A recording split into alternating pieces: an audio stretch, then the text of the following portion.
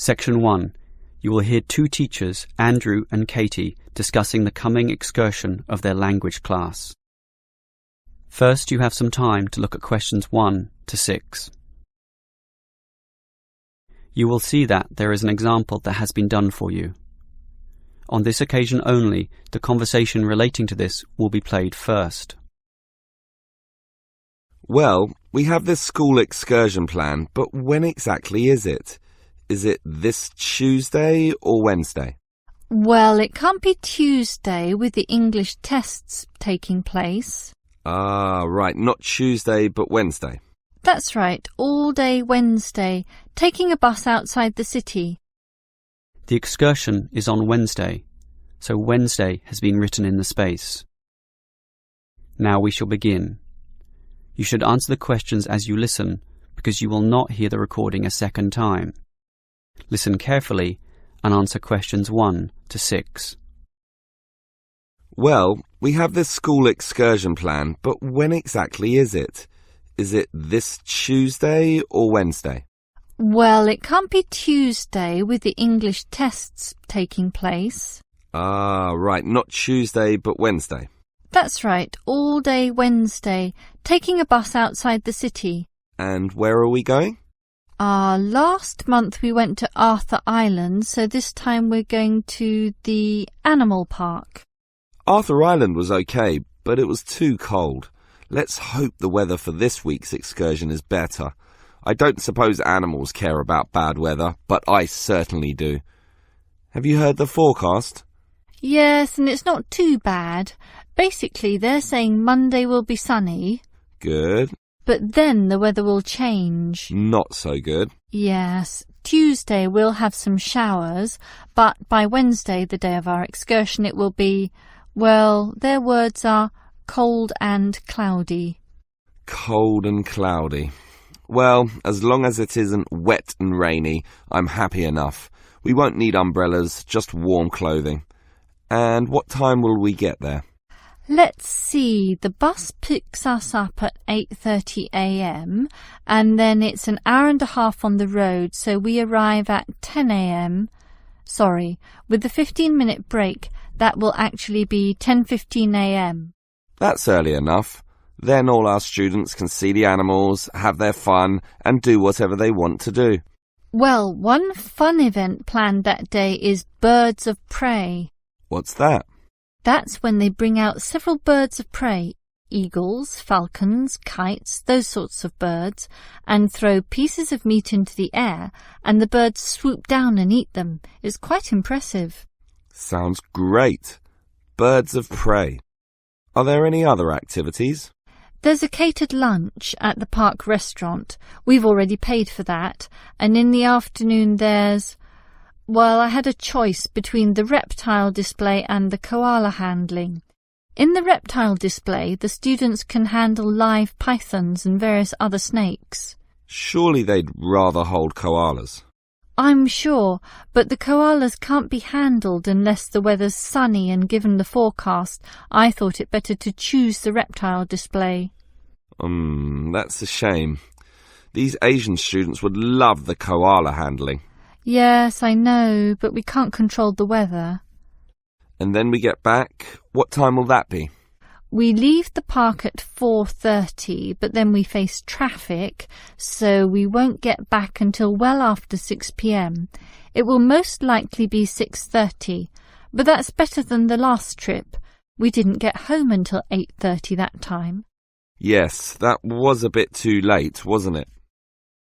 Before you hear the rest of the conversation, you have some time to look at questions 7 to 10. Now listen and answer questions 7 to 10. Andrew, I understand you've been doing some research regarding the breakdown by nationality of our student body. That must have produced some interesting results. You're right. I got some statistics from head office. I would imagine that most of our students are either Japanese or Chinese. You imagine right. But it's the Chinese who constitute the majority, but only just. I had thought Koreans might be second, but it's actually the Japanese, quite close behind. It's somewhat surprising, but obviously all those study tours that our university markets in Japan are bringing in students. What's the breakdown exactly? Japanese are a quarter of the whole, which is considerable. Last year they were only 16%, so that market has grown nicely. The only other proportions of some weight are the Indonesians and Koreans, about the same. Indonesians at 15% and the Koreans are a little higher, not like last year when they were less than 10%. I thought we'd have more Indonesians than Koreans. Well, as I said, they're about the same. Just like the Saudi and Thai student numbers, almost the same also, both just under 10. Which one is bigger? Thai students number just a fraction more. As for the other nationalities, collectively they're only 3%, so it wasn't worth giving each of them a separate category. I just grouped them under other.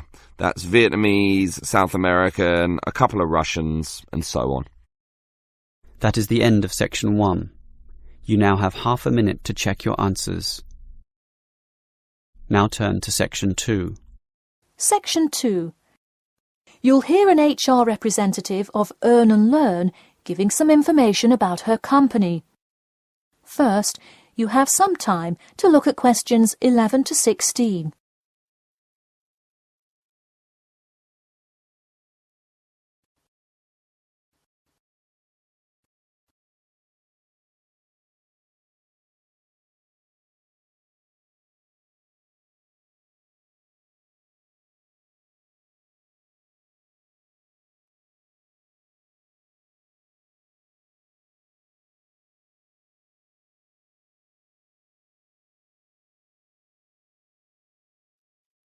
Now listen carefully and answer questions 11 to 16. Welcome to all of you. Can everybody see and hear me? Good. I'm Sarah Connor, an HR representative of Earn and Learn. I have been asked today to talk to you about our company. So, for those of you who don't know very much about the company, let me start by giving you some basic information about it. Earn and Learn started nearly 20 years ago. It is not a charity but a for-profit company that enables promising entrepreneurs to make money while traveling. During the past 10 years, it has grown rapidly and has gained great influence in most countries of the world. We have a partnership with the school and take a large number of recent graduates from the business school. So, if you are a recent graduate, I'd say you can consider applying to our company. Before your application, you might be curious about what sort of places you could go to. There are 4 main locations, but you also have the freedom to submit a different location, and if they can make the necessary arrangements, you can go. The first country Earn and Learn established locations was the US, where you may choose from multiple locations, as long as you can commit to their more rigid schedule of August to December. Also, you could do the Australia internship. That one is really cool. You work at a wildlife shelter and learn about the business practices of non-profit organizations. You do have to be willing to commit 8 months for that one, though. Perhaps that's a long time to be so far away, but I would say it is really an amazing opportunity. I don't know whether some of you are in decent physical shape. If so, the South Africa internship is another exciting one. You learn a lot about sustainable farming, but you would be doing some of the manual labor involved in maintaining a farm. Indeed, it's hard work, but I think you would definitely be able to do it. It may be wise to wait until after their summer is over, so it's not so terribly hot. In addition, there is a most recently established location in India. This one gives you more of a study abroad feel, given that they arrange a host family for you to stay with. In the other locations, you live in an apartment with other interns, so this is definitely a unique experience. Before you hear the rest of the talk, you have some time to look at questions 17 to 20.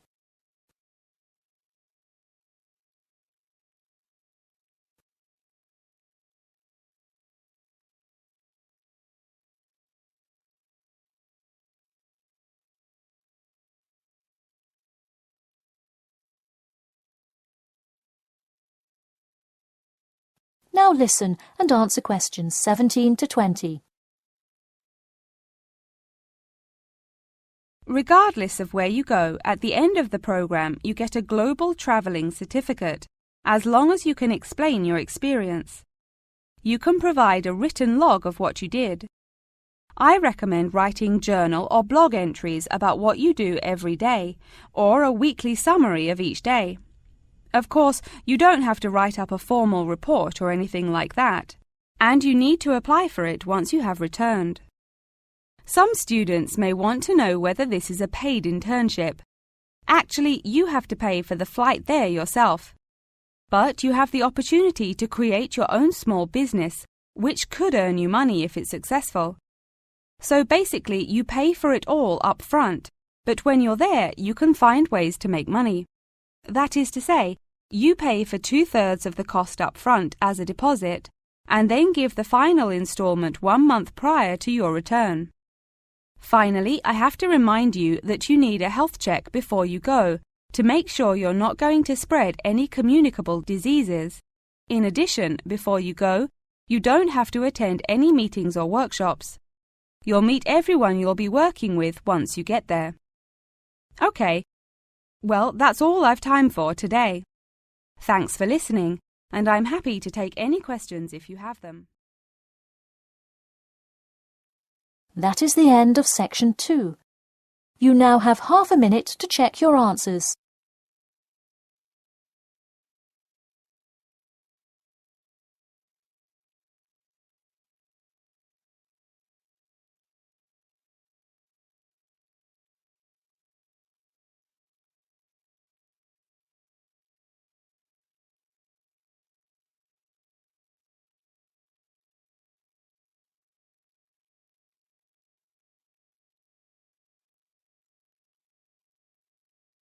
Now turn to section 3. Section 3. You will hear 2 students, Sam and Liz, discussing their university orientation programme. First, you have some time to look at questions 21 to 24. Now listen carefully and answer questions 21 to 24. Hi Liz, how do you feel about starting university here? A little bit nervous, but I'm confident I can handle it. This orientation programme seems like it will help us a lot. Sure. I'm looking at the timetable here myself. It seems that there are choices available. I can see. So, what are you going to do Monday afternoon? In the morning we all have the opening lecture, but it looks like we have a choice later that day, as you said. Well, the careers lecture might be helpful, but I am interested in the uni tour. It's probably too early to be thinking of careers now anyway, and I want to know what's what at this new university, so I'm doing the tour. All right, I'll come along with you. Might learn something interesting. After all, we haven't seen much of this place yet, and we will be spending 4 years here. Tuesday is another full day too. In the afternoon there's a lecture about study skills, but that morning offers another choice. Library tour or student union induction? What do you think? I think the student union is very important, but we can go there anytime, right? So we should take advantage of the library tour while it's being offered. Maybe the week after, you and I can go to the student union. Library it is then. Now, Wednesday has a free session in the morning, but after lunch there's a choice between visiting the computer lab or attending a lecture on our legal rights. Well, law and rights are important, but computers are the basis of everything these days, so I'm going to the computer lab. Don't you think knowing our legal rights is equally, if not more important? We live in a very litigious and complex society now.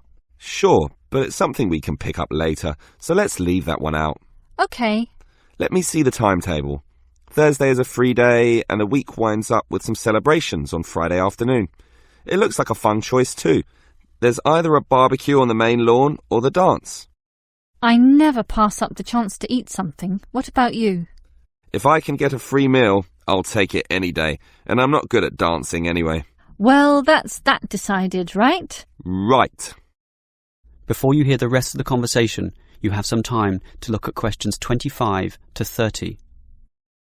Now listen and answer questions 25 to 30. Guess what, Liz? There's another interesting thing in this orientation booklet, and it looks important, about a style guide. What's that? Take a look yourself. It seems to be a set of rules regarding how to present written work, essays and that sort of thing to the lecturers. They want a uniform style of presentation. I can see, so everything we hand in must have a header and a footer. A what? A header and a footer. The footer is at the bottom of the page and the header is at the very top. That's why they call it a header, you know, that little bit of writing giving details about the work. And they also want the word count. Why do they need that? I guess because the lecturers will specify the number of words they want for their assignment, and they want to be sure students follow this. And even the heading on the page has to be a specific dimension, 16 points and bold print and underlined. And subheadings are 14 points, and the font has to be Arial for everything. Yes, the main text is Arial too, as you said, and the size is 12 points, with the header and footer being slightly smaller at 10 points each. Well, it seems logical. The size of everything is in proportion to its importance. But why do they need the spacing of the main text to be 1.5? The header and footer are different.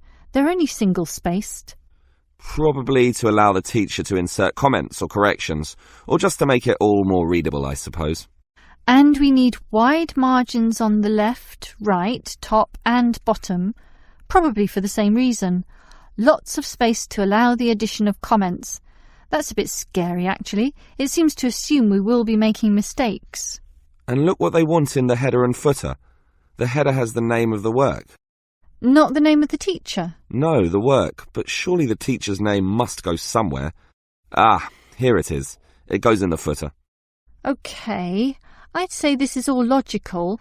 If a page is lost, say falls to the floor, then with all this information it can always be traced back to the teacher involved. Right. As you say, all very logical. That is the end of section 3. You now have half a minute to check your answers. Now turn to section 4. Section 4.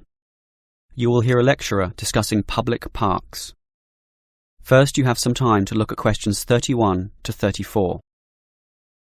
Now listen carefully and answer questions 31 to 34. Most of us are familiar with a local park. We spend time there, play there, and have some of our best memories in these places. But what is a park? Basically, it can be defined as a natural, or at least semi-natural, piece of land, planted with a variety of trees, bushes and flowers, protected and reserved for the enjoyment of all citizens. There are usually regulations about the sorts of behaviour that can take place within, and sometimes there are facilities such as children's playgrounds or fields for ball games and other sorts of activities. For this reason, if there is grass, it is kept short, and this also discourages the breeding of insect pests. A well-maintained park actually needs a lot of people to look after it, and more so if the park showcases special plants, flowers or trees, in which case it is called a botanic garden.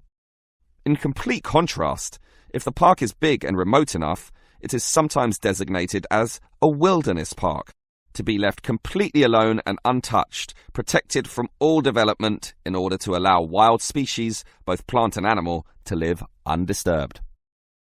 But it is the urban park, the sort of park that most people are familiar with, that I want to talk about now.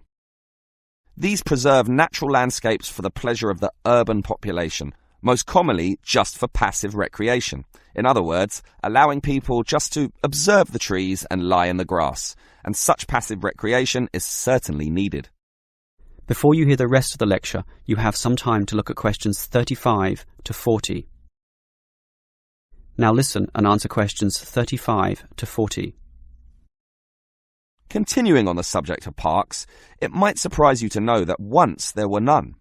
1,000 years ago, there was no need, since there were already extensive open spaces, forests and wilderness surrounding most cities and towns, for example in Europe. These dark, dank forests were large and even dangerous, full of wild animals and with the potentially fatal result of getting lost. Hence, fairy tales evolved about witches living in these areas and the wolves and bears which could threaten young children. However, with the rapidly increasing human population, the original wilderness and natural open spaces were intruded upon. Forests were cut down as population spread, and with them, urban pollution and further deforestation. But it was only with the advent of the Industrial Revolution that people realised natural areas needed to be preserved to give the populace access to the sort of nature that was fast disappearing due to the uncontrolled development and demand for resources. The first park expressly designed for that purpose is usually considered to be Prince's Park in Liverpool. This was in 1841 on land donated to the public by a rich iron merchant. With such a generous donation, worth about £50,000, the council decided to invest £5,000 of its own money in making it look good. Consequently, they hired a landscape designer, Joseph Paxton, who designed twisting turning pathways among shade-giving trees, all based around a central lake. In many ways, it became the prototype for all later large parks, including the famous Central Park in New York. But if we were to pick the park that most people are familiar with, it would be the much smaller neighbourhood park. These can be tiny, but by being in the midst of extensive development and dense populations, they are increasingly seen as a refuge, where one can get a glimpse of true nature. Many psychologists now maintain that this glimpse is necessary, for ultimately, as a species, we have an innate affinity for nature, and the concrete urban zoo clashes with our inner being. This has seen the rejuvenation of many urban parks that were once left to decay, for example, in New York or London, and indeed some cities such as Melbourne are known all over the world for their abundance of carefully maintained parks, including a world-famous botanic garden. That is the end of section 4. You now have half a minute to check your answers. That is the end of the listening test. In the Ielts test, you would now have 10 minutes to transfer your answers to the answer sheet.